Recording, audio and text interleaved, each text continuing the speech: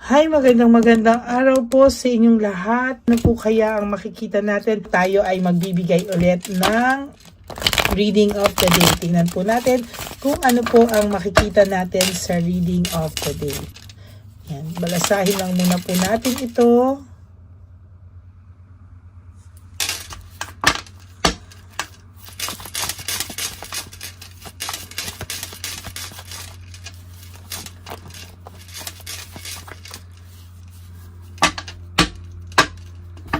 Pili na po tayo ng 10. 1,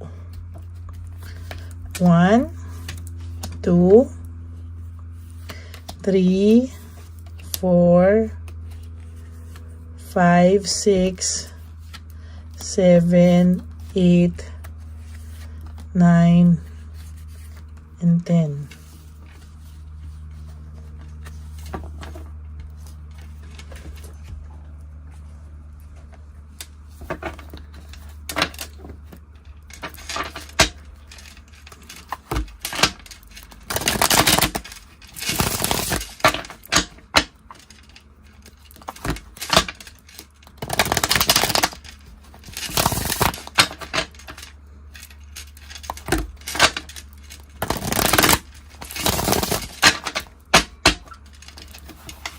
Yan, pili po tayo ng 10. 1, 2, 3, 4, 5, 6, 7, 8, 9, and 10.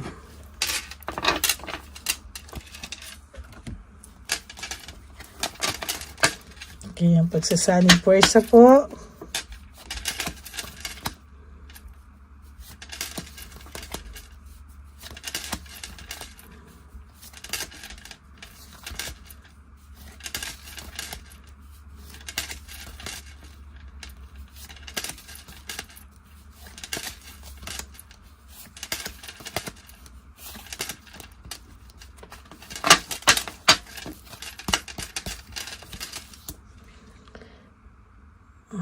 Okay, no?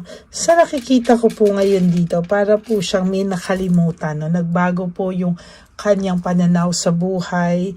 Parang hindi mo na po siya kilala. Parang hindi na siya yung taong minahal mo. At parang hindi mo na po siya kilala. Kung titingnan po natin ngayon, no? Parang ito po ay, siya po ay nakakaramdam ng matinding pagbabago sa buhay niya o may dagok po siyang pinagdadaanan sa ngayon, no? Sa nakikita ko po dito, hindi po ganon kadali, no, yung kanyang hindi po ganon kadali yung mga pinagdadaanan niya sa ngayon dahil po yan sa kanyang pagbabago, no, sa kanyang hindi po niya inaasahang pagbabago, no. Ang nakikita ko po dito kasi is nahihirapan po siya totally, no? Nahihirapan po siya at hindi niya po alam ang kanyang ginagawa. Meron po akong nakikita dito na po meron po siyang kalmado lang po siya, no? Ang pakiramdam niya po is somehow ay para po siyang nakakaramdam na pagkalmado ka, nabubwisit po ito. At sinasabi ko po sa iyo na kapag kalmado ka po, ito pong taong to ay medyo may pagkabwisit, no? Bwisit na bwisit po siya and hindi po siya maka-adjust sa buhay niya ngayon, ano? As a matter of fact, hirap na hirap po ito talagang maka-adjust sa ngayon, ano? Parang feeling niya lahat ng malas nasa kanya na pero mayabang pa din po siya, no? Parang hindi na po ito yung lalaking minahal mo dati, no? Parang hindi na po siya yung taong pilit mong parang yung antaas ng tingin mo or ang tingin mo sa kanya ay ang tingin mo sa kanya parang talagang ang bait, mapagmahal. Ngayon po, ayan, sobra po ang pride nito. May punishment pa nga po sa kanya.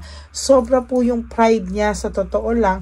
Pero ganyan pa rin po, talagang makakaranas ka po sa kanya ng meron po siyang disorganized po kasi siya. Naging disorganized siya. Talagang nagbago po ang taong ito. Hindi mo na po siya kilala, no? As a matter of fact, itong taong to ay totally buisit na buisit po sa mga nangyayari sa ngayon. Parang ang gusto niya po, siya lang lagi ang minamahal, siya na lang po lagi ang inaasikaso, pero sa totoo lang po, parang hindi niya po nararamdaman yung mag-give back, no? Parang ang gusto niya po, siya na lang po palagi yung inaasahan mo. Ikaw na lang lagi yung inaasahan niya na mag-aalaga sa kanya and everything. Pero sa totoo lang po, sa nakikita ko po ngayon, medyo hirap po ito sa kanyang sarili, no? Sa ngayon, no? Hindi mo po talaga maintindihan what is happening with this person. Hindi mo naman siya ganun nakilala at talagang sa nakikita mo, hindi naman po ito pasaway nung araw. Pero ngayon po, sobra po siyang pasaway. Simula din po nang naghiwalay kayo, nagkaroon kayo ng family problems, no? Talagang makikita mo po dito sa taong to na somehow ay nakakaramdam po siya ng matinding pagbabago o proseso, no? May process po siyang pinagdadaanan na ang pakiramdam niya po ay sooner or later bibigay siya, no? Parang kung ano man po yung yabang niya ngayon, parang hindi naman po niya kayang panindigan, ano? Talagang ang nangyayari po kasi ngayon somehow ay yung tao niyo po ngayon ay naliligaw po ng landas. No, naliligaw po siya ng landas. Parang sabi ko nga po sa iyo para po itong anghel na naging monster, no? Hindi mo na po siya kilala at hindi mo po alam bakit po ganyan ang pakiramdam niya sa ngayon. Bakit biglang nagbago ang ugali niya? Hindi niya na po kinakaya, no? Yan, no? Medyo masakla po ang pangyayaring ito sa kanya, no? Bigla na lang siyang nagbago.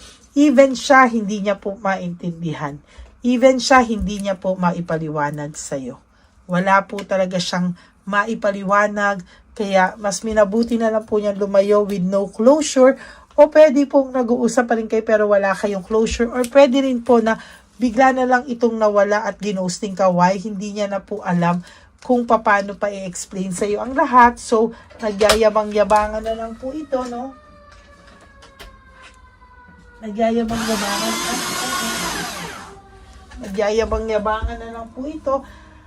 At patuloy po talagang masasabi ko na ang pakiramdam niya po ngayon ay hindi niya alam hanggang kailan niya po kayang panindigan itong pag-aak niya na as if wala siyang kasalanan sa'yo, as if wala siyang nagawa sa'yo, no? Pero sa totoo lang po, meron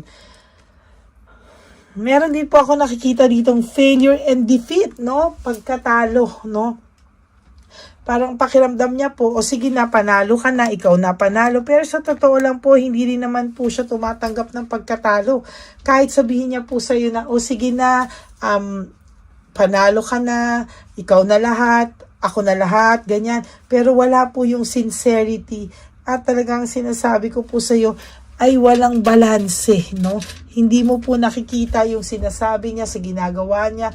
Talagang ito pong taong to ay may sayad sa ngayon, ano? Talagang hindi po ito talaga yung inaasahan mong tao, no? Hindi po siya yung tao na akala mo dati ay makakasama mo for the rest of your life. Ngayon po ay talagang hirap na hirap po itong maka-adjust sa kanya at sa pagbabago ng buhay niya. Bumabalik po sa kanya lahat ng ginawa niya. And alam niya po na hindi naman po tama yung pinili niyang buhay, hindi po tama yung direksyon. And so far, sa nakikita ko po dito, mas malungkot po siya sa ngayon, no? At yung third party, wala na rin pong ginawa kundi ma-insecure sa'yo. Parang ikaw pa na lang po yung kahinaan niya, no? Parang pag masaya ka, visit siya. Pagka malungkot ka, masaya siya. Ini-stalk ka po ng third party na to. At sasabihin ko po sa'yo, sa sobrang pag-i-stalk niya po sa'yo, ay hindi po siya nagiging masaya, no? Yung happiness niya po ay nakabase po sa'yo. Oh? Naku-curious po siya, no? Palagi sa'yo. That's why, ini-stalk ka po ng ini-stalk nitong taong to. At kapag hindi po siya nakakabalita sa'yo, ay malungkot din po ang araw niya. Parang sometimes, ikaw, ini-stalk mo din itong mga person na to. Yung third party nyo, ini-stalk mo, no? Parang nag-i-stalk ka din po dito. And somehow, ang pakiramdam ko po dito, kapag ini-stock mo siya na ini-stock, ay nalulungkot din po siya. No? Nalulungkot din po siya pag nakikita niya na wala kang reaksyon sa pag-i-stock mo sa kanya. Alam po nilang ini-stock mo sila, pero habang tumahimik ka lang or tahimik ka lang, wala pong reaksyon, sila po ay nalulungkot mo. Parang gusto niya lagi pong merong reaksyon, no? There is this sadness, depression, and negativity. May nakikita po akong lungkot, depression, at lagi pong nega yung dating, laging galit ito sa'yo, lagi itong negative pagdating sa'yo, lagi po siyang ganyan at hindi niya po alam hanggang kailan daw ba. Naging greedy po siya and possessive sa'yo, no?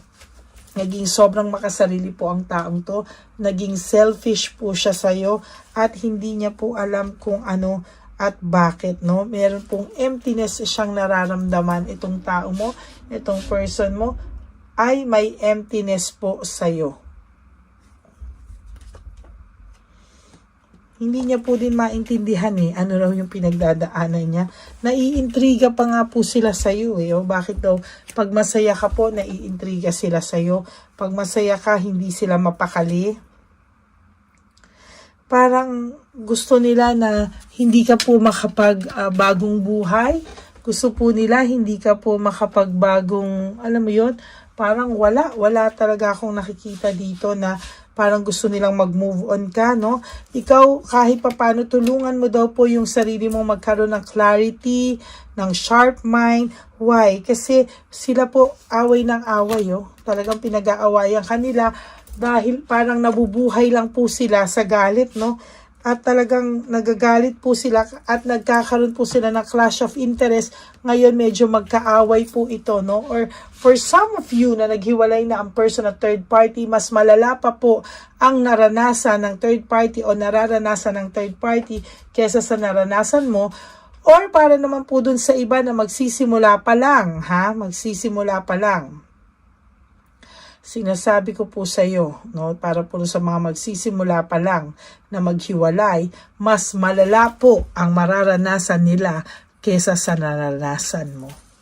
So yan po ang aday, mas malala ang mararanasan ng third person or ng third party nyo pag sila ay naghiwalay na. So kung ano po yung ginawa sa iyo, ano po talaga yung ginawa sa iyo, ano po yung ginawa sa iyo, ano po yung anong ginawa sa iyo, ano yung pinakamasakit na naramdaman mo, doble po ang mararamdaman ng third party. So that's it. I hope na naka-resonate kayo, and if you do, can you please give me a like and comment down below para naman po sa ating reaction nyo, no? Gusto ko pong makita ang mga reaction nyo. And maraming pong salamat. For those of you who would like to have a private reading with me, you can message me po at Ladyly Elena, that's Ladyly Elena. Nasa dulo po yan ng ating video. Diyan nyo lang po ako makokontak. That's my only official and legit FB account. Ayan. Maraming salamat po sa inyong lahat. And my ever loyal and solid Lady Elena family, maraming salamat po sa inyong lahat. And please, no skipping of ads. Tulong nyo na po yan sa ating channel, no? Sana po ay yung ating channel po na yan, natin na ito, ay huwag nyo naman po i-skip ang ads. Tulong nyo na po yan para malaki rin po ang may tutulong yan para sa ating mga street lolos and lolas sa kalye. Okay? So, maraming salamat po sa inyong lahat. And of course, ang lagi ko po sinasabi sa inyo is life is really short. Don't make it shorter by stressing yourself from all the pains and heartaches na binigay sa inyo ng kahapon. Just surrender everything to the divine universe and just let go and let God write your life and love story. I will be back for another set of reading. Huwag po kayong malulungkot. At sabi ko nga po sa inyo, today is another day. You wake up and do 3 things that will make you happy for today. Prioritize yourself. Huwag niyo po munang isipin yung mga mangyayari kinabukasan. Just live for today. You know, hindi po natin alam ang mangyayari sa mga susunod na panahon. Kaya wag muna po natin problemahin yung mga bagay na hindi po natin kontrolado. just do whatever that makes you happy. Do things to prioritize yourself, and then you sleep for tonight, no? Tapos tomorrow is another day, ganyan na naman po ang gawin nyo. And then one day, you will tell yourself, ay, naka-move on na pala ako, no? Kinaya ko na pala. Kaya ko na pala nang wala siya. At maybe for some of you, baka mas ma-realize nyo pa na, ay, okay na pala ako, mas okay pala ako na wala siya sa buhay ko. Or kaya ko na pala nang wala siya sa buhay ko.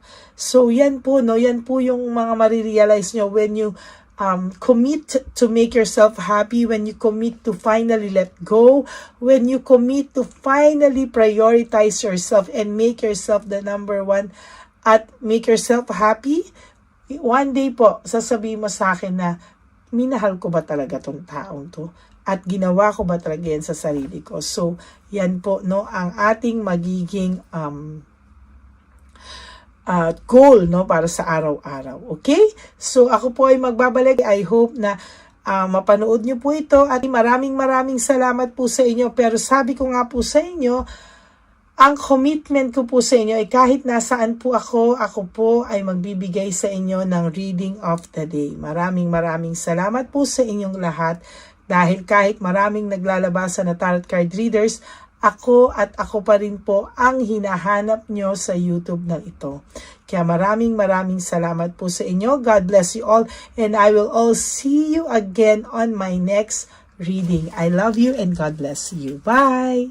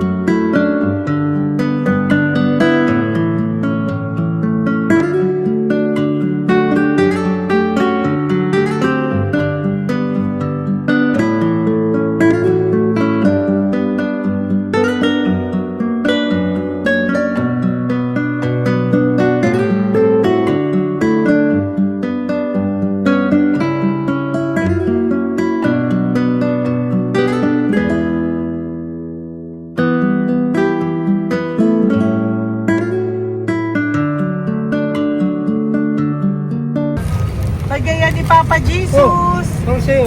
Ito pa no. Go ahead. Pera. Wala na, that's it? Ito po pera. Ito pa pera, oh. Bigayan ni Papa Jesus. Kain mo yan, ha?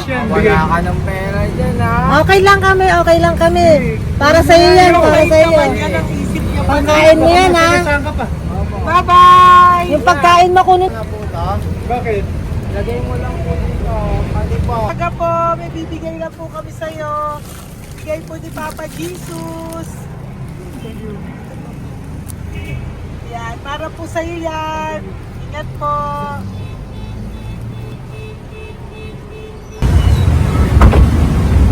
Magandang tanghali po. May bigay po si Papa Jesus sa inyo. Salamat po. Salamat po. Ito po. Salamat po. Sige siya po kayo sa Pampaw. Thank you po. God bless po, nanay. Apo, apo, apo. Pangalaman po. God bless.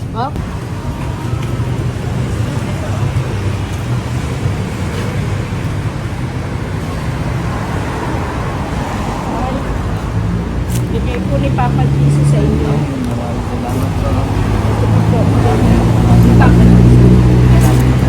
God bless po. Kuya, pangkain mo po yan, ha? Kain ka ba nandyan? Po, hindi po. Dito po, nanatimbahan po. Ah! Sa Music Ministry. Doon ka nakapwesto. Opo. Sige po, Sige po, labay po. God bless po. Ingat.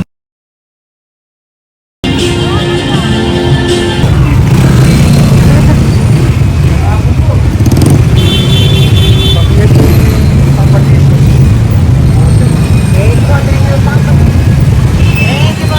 Thank you po. Bye po. Meron pa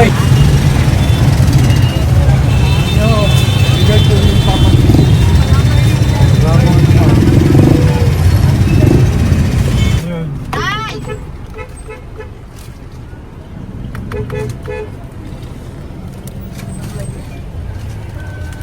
Yun. Day, para sa'yo po, bigay po ni Papa Jesus. Jesus, amen. Day, bye-bye. God bless po, God bless. Para sa'yo po, bigay po ni Papa Jesus. Ayan po, bigay po yan sa'yo ni Papa Jesus. Thank you po. Amen.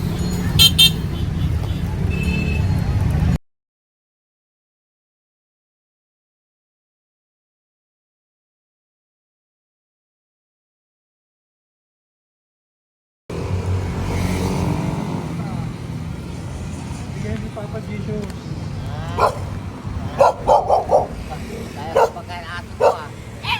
Madami mong aso, kuya. Alaga mo lahat yan? Kuya, size yan. Nasaan yung iba? Ay, talaga? E, paano pagkain yan, kuya? Saan mo kinukuha? Lahat. Ang dami. Ang dami niya pong aso. Oy, ang daming aso ni kuya. May nagbibigay sa inyo pagkain? Okay po.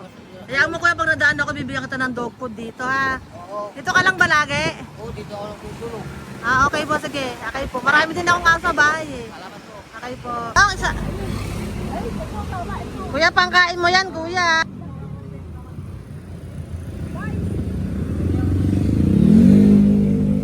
Nangangalakal ka, kuya? Sige po, thank you po. Maraming salamat, ma'am. May pagkain ka, nanay. Sa hirap ng buhay ngayon. Ba't nandito ka, nay? Tagasan ka ba? Yung arthritis ang sakit ko eh. Tagasan ka ba, nay? Sa plado eh. Sa Pladway. Oo. Okay po.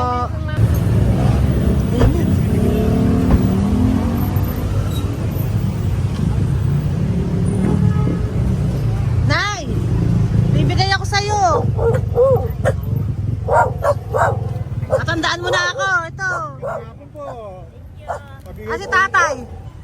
Si tatay. Thank you, nay. Bye po.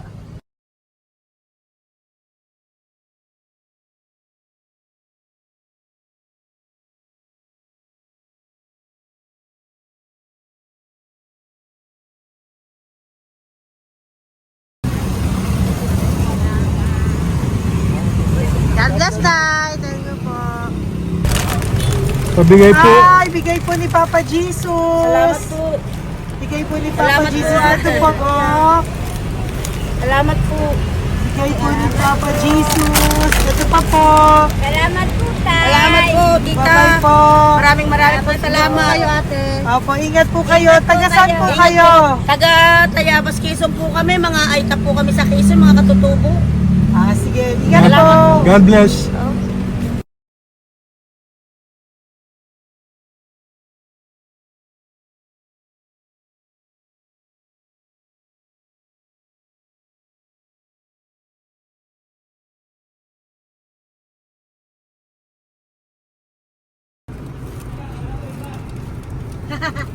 Tay, Tinatawag niya bigay po ni Papa Jesus. Thank you po. Ayan po. Sobrang Ang sipag mo naman, tay. sipag niyo naman po. Kanina po kasi, taglagas ngayon, taglagas. O, pang merienda niyo po yan, Sige po, ha? salamat po sa inyo. Tapos yung road bags po, Kala ko uwi niyo sino po. binubusinahan niya eh. Sige Thank po, you na bye-bye po. Thank you po, salamat po, bye-bye.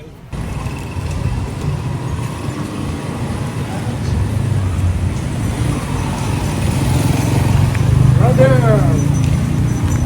Basta, mabigay ni Papa Jesus sa'yo. Ang kaya mo yan, ba't hindi ka makatayo? Na ano ka? Okay. Sige, bye-bye. Hello po. Para sa inyo po, bigay ni Papa Jesus. Thank you very much. Hindi po, bye-bye po. God bless you. Tay, magandang hapon po. Bigay po ni Papa Jesus. Ito pa po, Tay. Para sa inyo po. Bye-bye po.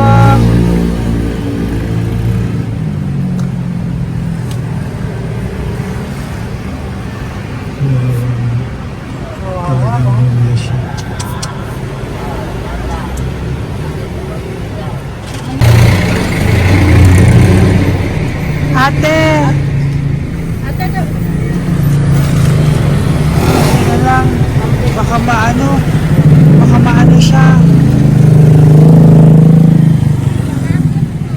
Ito po, bigay po sa'yo ni Papa Jesus. Ito pa po, pera po.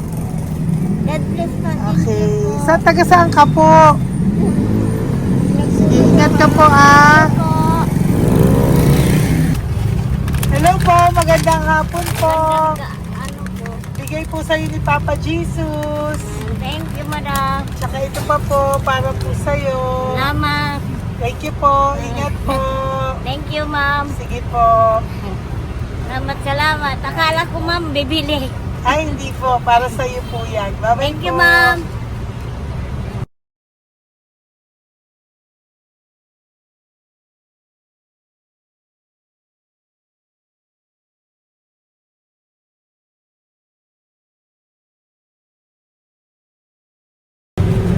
Hi.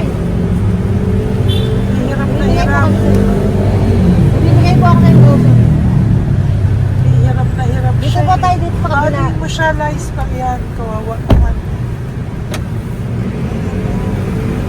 Hi, magandang araw po. Oh Lord. Bigay po ni Papa Jesus. Ito po, ano yung pangdagdag po. Pagdagdag po, bigay po ni Papa Jesus. Thank you po.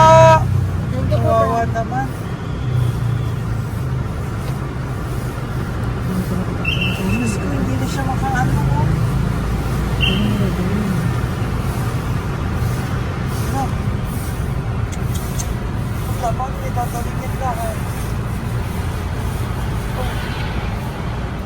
Ano kami yun, nanginginig ko lang. Siyempre, ang bigat niyan.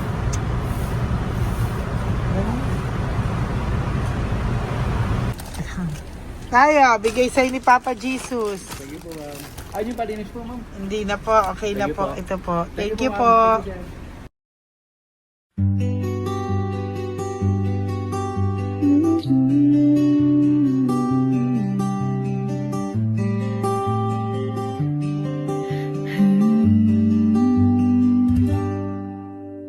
Nasa panahon ako ng kalungkutan, panahon na hindi ko alam ang gagawin. Nalilito, naguguluhan, nagtatanong sa sarili, ano nga ba